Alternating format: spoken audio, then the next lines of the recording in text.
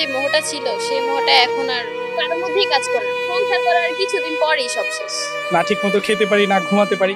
আমি চাইলে এখন নতুন কারো হাত ধরতে পারবো না। আমি এত কষ্ট পাচ্ছি তার জন্য, জানি সে ভালো আছে, অন্য একটা মেয়ের সাথে আছে, জানার পর আমার মনে হয় সে যদি এখনো চলে আসে আমি তাকে গ্রহণ করব। কথায় আছে মানুষ মরে গেলেও প্রকৃত প্রেম মরে না, তবে পরিচর্যার অভাবে জীবিত মানুষের ভালোবাসাও নাকি মরে যায়। অল্প পরিচয় প্রেম, পরিবারের অমতে পালিয়ে বিয়ে, কিছুদিন সংসার, তারপর বিচ্ছেদ। এমনকি ক্যাম্পাসের বারান্দায় শুরু হওয়া প্রেম পৌঁছায় আদালতের বারান্দায়। সবার জীবনেই নাকি প্রেম আসে, তবে এক একজনের ভালোবাসা প্রকাশ করার ধরন এক এক রকম। কেউ এক গুচ্ছ গোলাপ দিয়ে প্রেম নিবেদন করে, কেউ ছায়া হয়ে সারা জীবন পাশে থাকার প্রতিশ্রুতি দেয়, আবার কেউ ভালোবাসার মানুষের জন্য জীবন উৎসর্গ করতে চায়। প্রতারণাও করে অনেকে, তবে বোঝার উপায় থাকে না কোনটি প্রেম আর কোনটি প্রতারণা। আমি জব করতাম, জবের সূত্রে তার সাথে পরিচয়। সে প্রতিনিয়ত আমাকে ফলো করতো। সে আমার জন্য সুইসাইড করছিল, ওনাকে হসপিটালে ভর্তি করি। তারপরে আমি ঢাকা ছেড়ে চলে যাই, ওনাকে ওনাকে বিয়ে করব না এর জন্য। তারপরে উনি আমার জন্য ঢাকা শহর ছেড়ে দিল। এরপরে আমি ভাবলাম যে আমার জন্য আত্মহত্যা করতে পারে সে আমাকে না জানি কতই ভালোবাসে। আচ্ছা, এরপর আমি বিয়ে করলাম। তারপর বিয়ে করার পর 2 বছর 3 বছর সংসার করার পর এখন দেখি আমার পরে আরেকজনের প্রতি তার ভালোবাসা সৃষ্টি হয়েছে। 1 বছর আমি ডিপ্রেশনে চলে গেছিলাম, ঘরবন্দি অবস্থায় মেডিসিন খেয়ে আমি ঘুমাই। যে ছেড়ে গেছে সব স্মৃতি ভুলে, সে ভালো আছে ভালোবাসার নতুন নিড়ে। তবে কষ্টে যার বুক ফাটে, সে এখনো ফিরে পেতে চায় ছেড়ে যাওয়া মানুষটিকে। তার স্মৃতি মনে হলে চোখের জল গাল গড়িয়ে পড়ে। সে আমার সাথে এতটা প্রতারণা বা অন্য একটা মেয়ের সাথে আসে, জানার পর আমার মনে হয় সে যদি এখনো চলে আসে আমি তাকে গ্রহণ করব। এই যে আমি এত কষ্ট পাচ্ছি তার জন্য, জানি সে ভালো আছে, তবু আমার মনে হয় হয়তোবা কোনো একদিন সে আমার কাছে ফিরবে, আমার ভালোবাসাটা সে ফিল করবে। টাইমলাইন জুড়ে সব সময় যার বিচরণ, চ্যাট লিস্টে যে থাকে সবার উপরে, সময়ের ব্যবধানে তার স্থান হয় ব্লক লিস্টে। রাজধানীর জুরাইনের বাসিন্দা সাকেরা ইসলাম ইমু।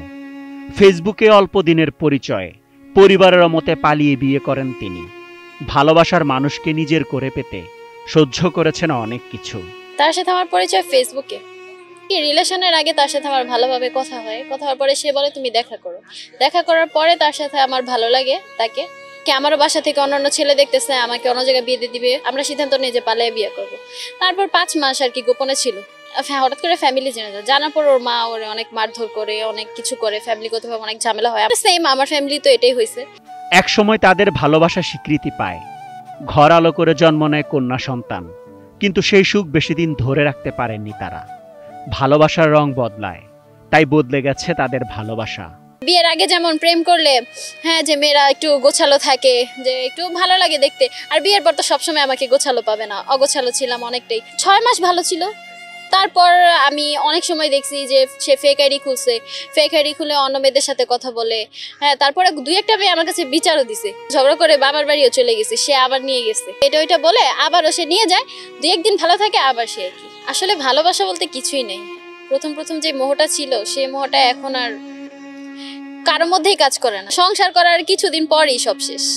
ছেড়ে যাওয়ার মতো হাজারো কারণ থাকলেও যে থাকতে চায়, একটি উপলক্ষ সে ঠিকই খুঁজে নেয়। কিন্তু কিছু মানুষকে কোনোভাবেই আটকানো যায় না। তবুও ছেড়ে যাওয়া মানুষের অপেক্ষায় থাকে অনেকেই। তবে খুঁজে তো তাকেই পাওয়া যায় যে পথ হারায়, কিন্তু তাকে খোঁজা বোকামি যে নিজের ইচ্ছায় ছেড়ে যায়। ঢাকা বিশ্ববিদ্যালয়ের শিক্ষার্থী শাকিল আহমেদ দীর্ঘ 5 বছরের সম্পর্ক ছিন্ন করে তার ভালোবাসার মানুষ ঘর বেঁধেছে অন্যজনের সাথে। যে যন্ত্রণা সহ্য করতে পারছেন না তিনি। ভার্সিটির পুরোটা জার্নি ছিল তার সাথে, সো বেশ সুন্দর একটা সময় কেটেছে আর কি। কিন্তু এত জঘন্যভাবে যখন কেউ প্রতারণা করে, তখন আসলে তার সাথে যদি কখনো দেখাও হয়, কখনো হয়তো বা কথা হবে না। এটা আর কি খুব কষ্টের জায়গা। রাস্তায় চলার পথে কেউ 10 টাকা পেলেই কুড়িয়ে পকেটে ভরে নেয়। কেউ হয়তো বা সেই পরিমাণটা 1000 না হলে কখনোই তুলবে না। কেউ বা 1 লাখ টাকা পেলেও এটা কার সম্পদ সেটা খুঁজে বের করে দিবে। সো আমি মনে করি প্রেমটা একটা ব্যক্তিত্বের বিষয়। আমি চাইলে এখন নতুন কারো হাত ধরতে পারবো না। সে তার ব্যক্তিত্বের পরিচয় দিয়েছে, তার পরিবার আমার সম্পর্কে জানতো। কেন হুট করে এ ধরনের সিদ্ধান্ত নিল, তারা কোনো উত্তর দিতে পারেনি। তারা আমাকে আর্থিক ক্ষতিপূরণ দিতে চায়। সো আমি বলেছি আর্থিক না, আমাকে মানসিক ক্ষতিপূরণ দিতে হবে। মানুষ বাঁচে আশায়, জীবন সুন্দর হয় ভালোবাসায়। ভালোবাসা সবকিছু করে দেয় রঙিন, তবে বিচ্ছেদের বেদনায় জীবন হয়ে যায় রংহীন। ঝাপসা স্মৃতি, ধূসর স্বপ্ন বুকের বাপাশে মোচড় দেয়। তাই ঘুমহীন রাত, লক্ষ্যহীন জীবন শুধুই বেদনাময়। খুবই একটা বাজে জীবন অতিবাহিত করছি আর কি। না ঠিকমতো খেতে পারি, না ঘুমাতে পারি। রাতগুলো ভীষণ চিৎকারের সাথে শেষ হচ্ছে, কিছুই সহ্য করতে পারছি না। স্মৃতিগুলো এমনভাবে কুড়ে খাচ্ছে, মনে হচ্ছে এই পরিবেশটা আমার পরিবর্তন করা প্রয়োজন। দেশ থেকে খুব দ্রুতই চলে যাব, জায়গা বদলাবো। আর হৃদয় তো আর বদলানো যাবে না, তাহলে অতদিনে বদলে ফেলতাম। বিশেষজ্ঞরা বলছেন, সামাজিক যোগাযোগ মাধ্যমের অপব্যবহারে পারিবারিক ও সামাজিক বন্ধন কমে গেছে, কমেছে বিশ্বাস। স্বার্থপরতা এবং উচ্চবিলাসী মনোভাবে ভেঙে যাচ্ছে স্বামী স্ত্রীর সম্পর্ক, নষ্ট হচ্ছে সন্তানের ভবিষ্যৎ।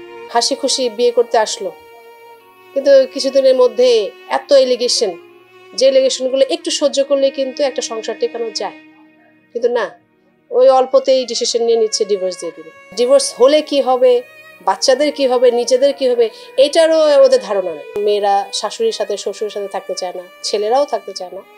ওই আলাদা আলাদা সংসার হয়ে যাওয়াতে দুজন ডিসিশন নিয়ে নেয় ফাটফাট। একটা স্কুল গোয়িং বাচ্চা যারা সংসার কি, প্রেম কি, মানে কে কেমন, এগুলো বোঝার আগেই ওই যে টেলিফোনের মাধ্যমে যোগাযোগ হয়ে যাচ্ছে, তারপর মামা মার অমতেই পালিয়ে বিয়ে করছে, দেন আবার একটা ডিভোর্সের দিকেও গড়াচ্ছে, ইভেন মৃত্যুর দিকেও গড়ায়। প্রযুক্তির উন্নয়নে বাড়ছে প্রতারণা, তাই কমছে ভালোবাসা।